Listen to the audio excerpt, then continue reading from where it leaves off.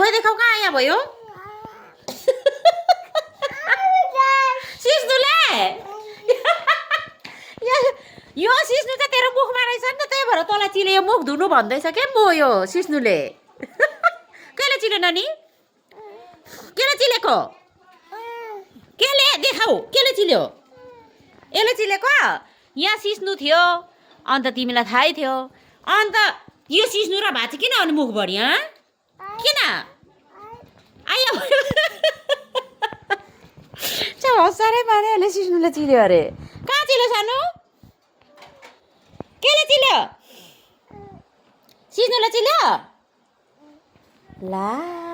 मुख धुनु छैन कालै कालै एकालै अरे सिस्नु र भात हरियै हरे मकैको भात